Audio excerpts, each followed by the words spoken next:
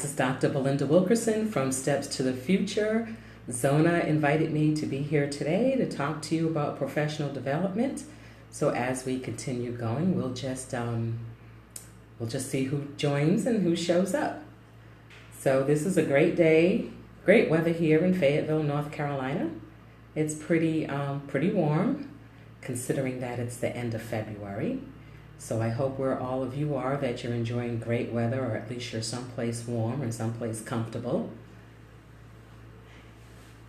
Hey Zona, how are you? Glad that you're here. Let's just get going because we're starting at 3 o'clock, and one of the best things that we need to do is to start on time. And if people that are joining in have any comments or any questions or would just like to chat about something, please make sure you put your comments in there. So let me give you a little bit about my background. Thank you, Zona. I'm excited to be here, and here we go. So let me introduce myself for those of you who don't know me. My name is Dr. Belinda Wilkerson, and I am currently an independent educational consultant. And I'll go over what that is a little bit. Well, actually, let me tell you what that is. So what I do is I work with students from 9th grade through 12th grade on the whole college application process, whether it's looking at what courses they're taking, their extracurricular activities, and then when time is ready, we're looking at the schools that they may be eligible to apply to. We're looking at financial aid, we're doing essays, everything that goes along with doing that. So that gets back to my background. So in today's discussion about professional development, I thought it was really important that people understand that professional development really is all about investing in yourself. So my background as a public school educator, I spent more than 30 years working in public schools in Rhode Island, first as a middle and high school social studies teacher. Then I was a high school counselor. So that was a little bit over 30 years. And then I did some work at Providence College, which is a private institution, for about 6 years. But again, that still led me into the professional development part. So as a high school teacher or counselor, depending upon what role I was in at that time, there were always opportunities for professional development. But for any of you that know anything about public schools, the budgets really aren't that great for PD. So unless the PD, professional development, was something that the school had decided you had to go to, you were on your own to pay for it. So I know a lot of my colleagues would say, well, I'm not paying for professional development if the school's not going to pay for it. I just won't do it. My personal philosophy was anything that I invested in myself to help my students, I was going to get my return on my investment. So as a public school educator, whether it was in the classroom or whether it was as a high school counselor, I did professional development that I paid for out of my pocket. I went to conferences for our social studies associations, conferences for our school counselor association, presented at these conferences. And I think that what they did is they made me a better educator. I was able to bring new things into students, new ways of teaching, new information, and it kept me fresh. There's nothing worse than being in front of a classroom full of students, especially when you were teaching middle school, and bore them or not be up on the latest technology or something. So I've always done that. When I worked at Providence College, my position was counselor in residence. Generally what I was in charge of was making sure that school counselors across the state of Rhode Island, which is where I lived at the time, is to make sure that they were up to date on some of the latest standards for school counselors and also were developing appropriate curriculum. So my role was to provide professional development for our school counselors. Yeah, I did take the time to be fresh because it was really important.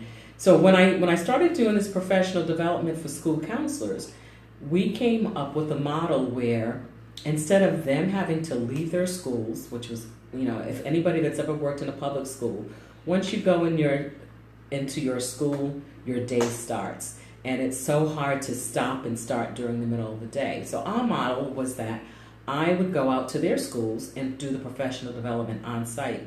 We usually, we always had a room booked so we could do the professional development.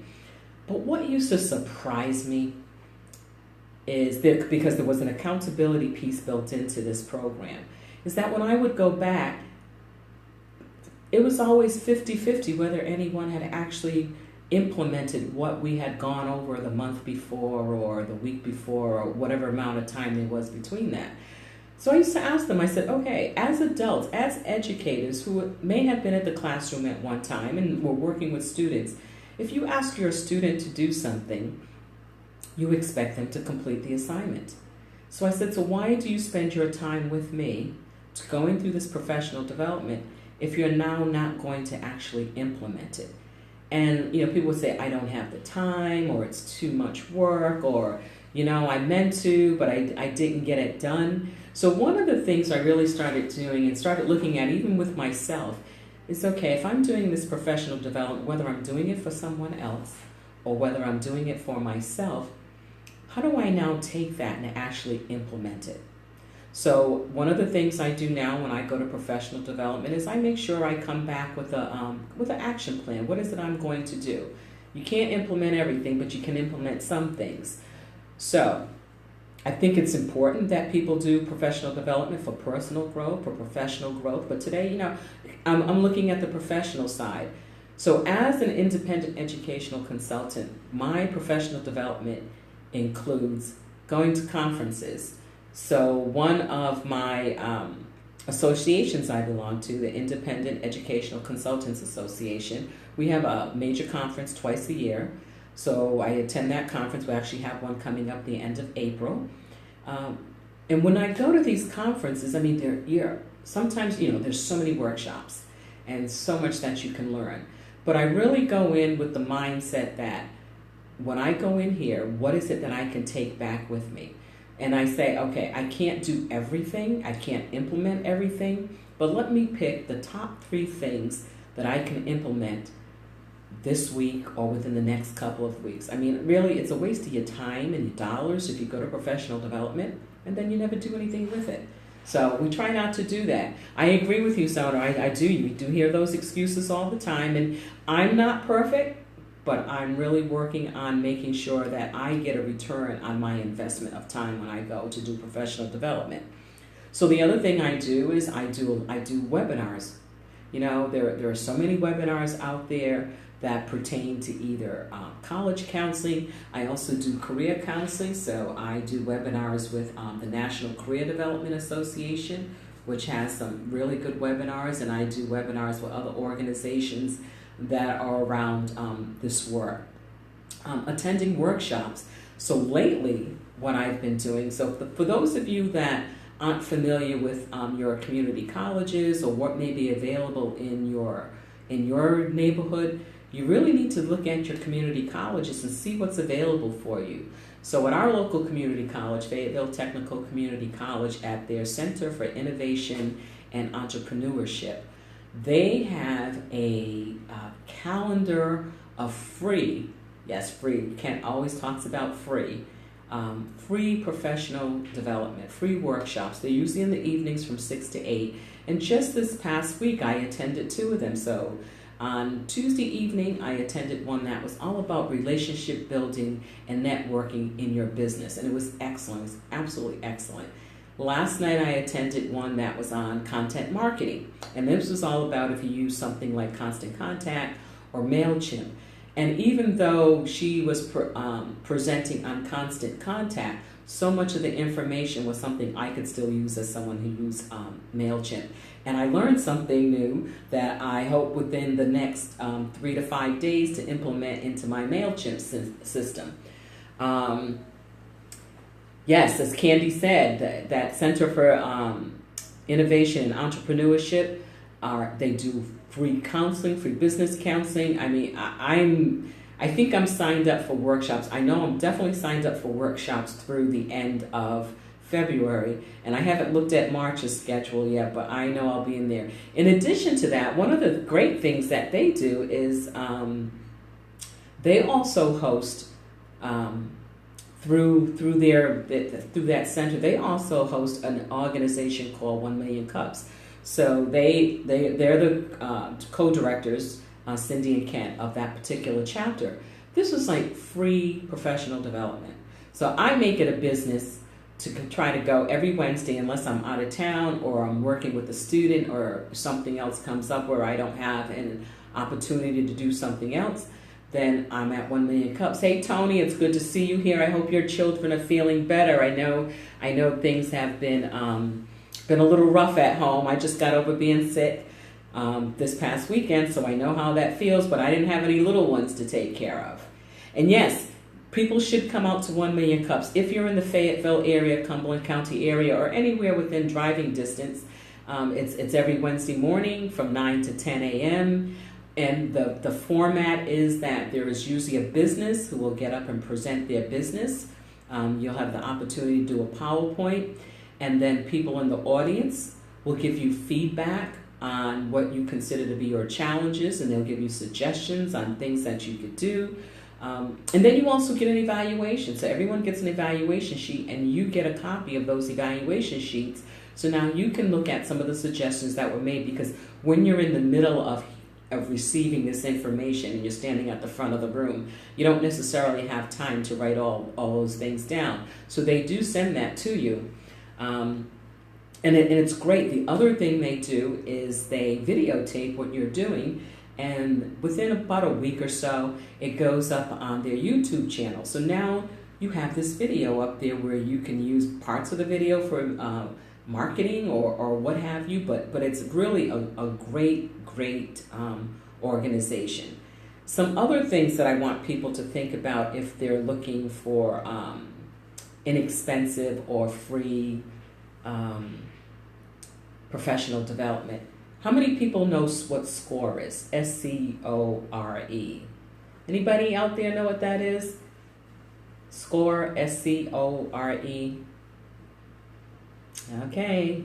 I'm going to be a good teacher. I'm going to give people you got to give kids time to answer. So just like in class, I give the listeners out there time to answer if anyone knows. So Candy, what is it? Yes, score.org. Thank you for putting that in, Candy. I really appreciate that. This, I don't know. For someone who didn't have a business background, SCORE has been like the best kept secret. So you can get a mentor at SCORE at no cost to help you with things. But what I really find useful for me is are there free webinars. So you can go to score.org, as Candy put in the address there for you, the web address for you. And you can look at live webinars, you can look at recorded webinars. If you can't watch the webinar at the time that it's being presented, register anyway, and they will send you a link to the recording. So I just signed up for 2 within the next couple of weeks that I'm can't wait to read. One is all about referrals, about a way of getting referrals. And I actually can't remember what the other one was, because I signed up for so much.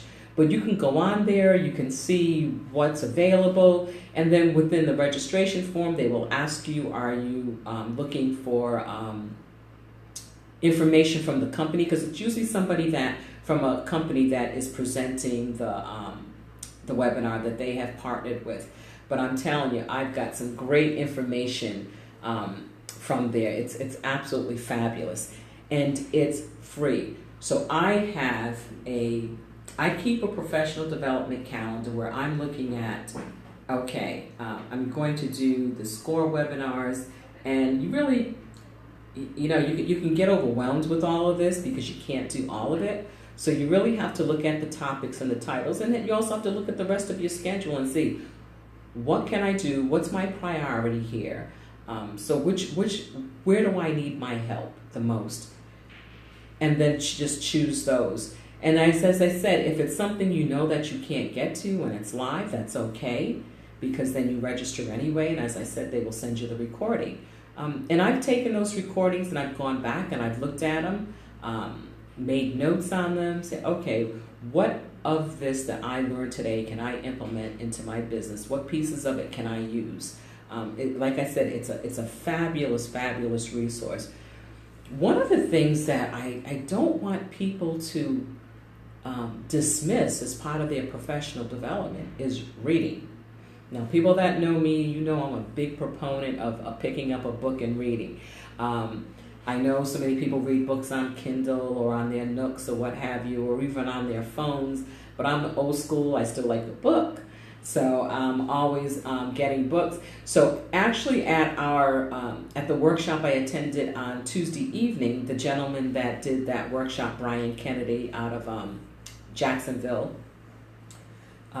gave us probably about 4 or 5 books that he recommended to read. The gentleman actually has a series of books, and it's called The Go-Giver, and his name was Bob Berg, and that's B-U-R-G, but there's a whole series.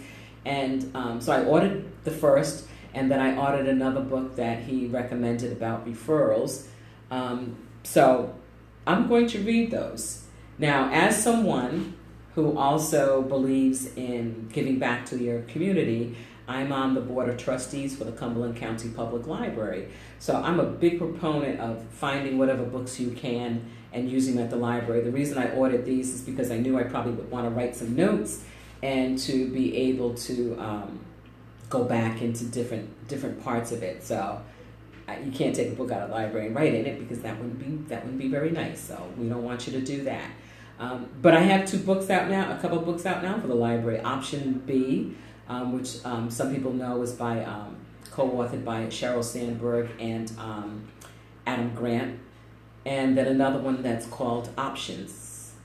No, not Options. It's Option B, and it's called The Originals, and that was actually by Adam Grant. And they're just really good books to make you think about, how you could do things differently, whether it's within your business, whether it's in your personal life, whether it's with your family. Yeah, that's true, Candy. You can make highlights and notes on your Kindle and stuff too. I've gone back to this thing where I actually like to write. I like the feel of a pen in my hand now, and I've been following some research that shows that when you actually write something, you tend to retain it more in your brain. So, as we get up in age, we've got to do everything we can to keep our brains going. So again, professional development. I think it's like so essential that people invest in themselves. I mean, I was just doing a Google Hangout earlier this morning with 5 other colleagues, and we were discussing going to our conference in April. And it is expensive. It is an expense. But the return on our investment from going to that conference is enormous. So we always know that, we can't do every workshop that's presented at a conference. So what we do is we each go to different workshops, and then we share the information on what we learned. So that's always one way of doing it. If you can't, and as I said, it's an expense, but it's an expense that I feel is necessary, because you want to stay up on the latest technology, you want to stay up on the latest information, you want to stay up on how to improve your business. So one of the things I've been working on a lot more is working on my social media presence and making sure that I understand how to use certain social media platforms a little better. And just last week, actually when I was sick, when I was home sick, I said, okay, you can't just lay in bed sick, So I said, how can I use this time without, putting myself in harm's way? But I did some professional development. You have smartphone, you can do anything. So I went, and there was a 5-part free beginner's course on Canva. So the videos were short. I want to say they were less than, I don't want to say like maybe 5 to 15 minutes, if they were even that long. So it's 5 separate videos. It gave you information on how to use different components within Canva. And it was great. So, I downloaded the Canva app on my phone and learned how to do some things with it on my phone that I previously hadn't been doing. So again, you can do professional development anywhere. And then what I did is, once I started using my new knowledge and my new skills, because remember, if you're doing professional development and you don't find a way or take the time to implement what you're learning, you basically have just wasted your time. You're being busy rather than productive. So I need to make sure that when I do any professional development, that some productivity comes out of it. So when I sat there, I did a few Instagram posts using some of the information that I had just learned about just the templates and lines and just different things like that. And then I just put a few up and just started tracking my analytics, which I do anyway, but paying more attention to getting a starting point then. And just since then, just since I started doing this, and this was started, last Saturday? So this has been, almost a week. So I now have picked up last time I looked at, there was 11 additional followers. So I thought that was pretty cool. I mean, I was picking up followers quicker than I had in the past. So again, it's essential that you invest in yourself, that you find out what works for you. You can decide how little or how much that you need to do, but it's really, really crucial that if you're going to stay on top of things, if you're going to be relevant in the world, if you're going to keep your business in front of your future customers, you really need to do professional development. Because again, you get excited, you find out about something new and you want to do everything at once, but in the meantime, you got to take care of the stuff that's already in the pipeline. See, this is what's interesting about all of this. So we're looking at all this as professional development, but because I also do career counseling, I'm trying to keep attuned to the different careers that are coming out of these fast changes in technology. So now we have someone whose job it is to create your Insta story for you. That wasn't a job 5 years ago. There wasn't such a thing as all of this 5 years ago. So again, for me, that's part of my professional development, because as I'm working with students, it's important for me to understand what the changes are in the career world so that I can help them find their interests, find their passions, help them develop their aptitudes and use them to the fullest. So it's really important that all of us, in whatever walk of life we're in, whatever work we're in, that we spend time engaging in professional development. And because there are so many opportunities that are free or inexpensive or low cost, and even sometimes you have to pay a little bit more, look at it as an investment in yourself. If you value what you do, then it's important that you keep your skills up, keep your knowledge up, so that you can pass that on to your clientele, because one of the things you want to do is to set yourself apart from other people. And in order to do that, you've got to stay on top of things. Because when I'm better at what I do, the benefits just get passed on to them. And that's the bottom line. My mission is to help families eliminate random acts of college planning, and the more I know, the better that I can help them in that process. So, questions, comments, concerns, because I'm ready to wrap up. I really don't have anything more to tell you except invest in yourself. Any professional development you do, that you go into with the mindset that you're going to get something out of it, you will get a return on your investment.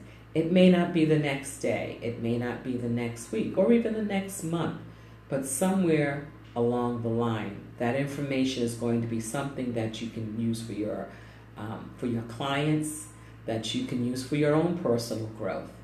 So again, this is Dr. Belinda Wilkerson from Steps to the Future, talking to you about professional development and investing in yourself. So I'm going to sign off and thank you all for joining. Take care.